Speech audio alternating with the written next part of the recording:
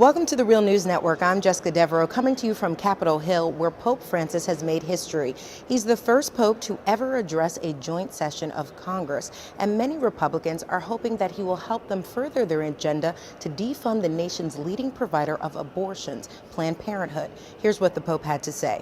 The Golden Rule also reminds us of our responsibility to protect and defend human life at every stage of its development.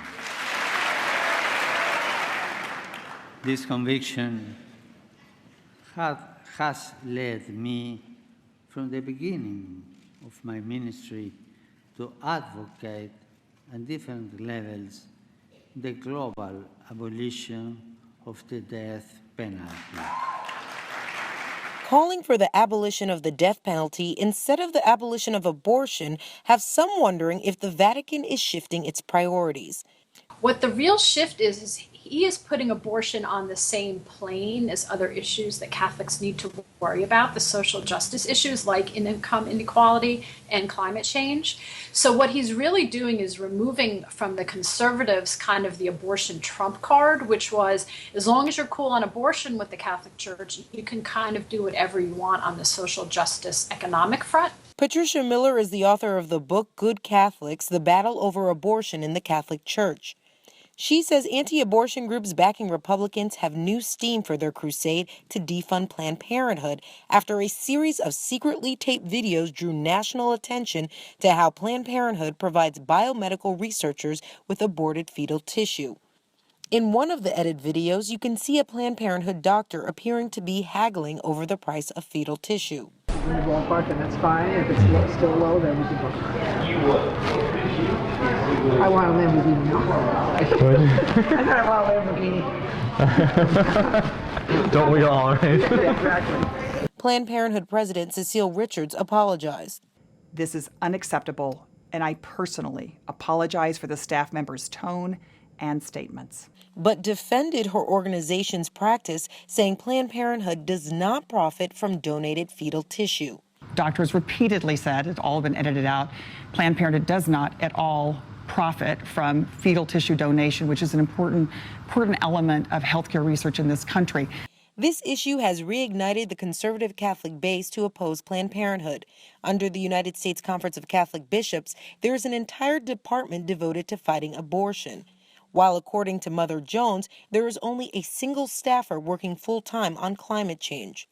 This has some asking whether Pope Francis can make a real shift in the U.S., where so much focus has been placed on the destruction of Planned Parenthood since its inception in the 1920s. The very first big public meeting that of the group that was the forerunner of Planned Parenthood that they had in New York City to promote the then very radical idea of family planning, the Catholic Archbishop of New York had the cops go and shut it down and have people, literally, you people are indecent. You're talking about family planning. We have to shut this down. So that began a very long, contentious relationship between Planned Parenthood and the Catholic Church all throughout the 20th century as Planned Parenthood worked to try to make birth control accessible to poor women and young women through public funding. It was the Catholic Church who time and time again tried to shut that down. Now Republicans are trying to shut the government down by opposing a spending bill that would continue to fund Planned Parenthood because it provides abortions. But according to the organization, only 3% of its services are related to abortions. The vast majority of its work relates to women's health, like cancer screenings and sexual health services. If defunded, that would be catastrophic for the organization, since 40% of its funding comes from federal and state governments. So what is really at the heart of the Republican and Catholic Church focus on abortion? Abortion's been like their kind of, oh, look over here at abortion, people, and your abortion's horrible, and over here we're going to do whatever we want on economic policy. I mean, it's an old strategy. It was a strategy that was first pioneered by the Christian right in 1980, but it still works, and it's really worked to kind of take a significant portion of the Catholic population and move them towards the policies of the Republican Party simply on the fact that they agree with the Catholic Church on abortion. But Republicans counter that Democrats use women's health as a distraction and that they would redirect funding from Planned Parenthood to community health centers. Our legislation ensures that federal funding taken from Planned Parenthood will be made available to other entities that provide health services for women. But that was tried in Texas, and the results were disastrous. There was a study that was just released.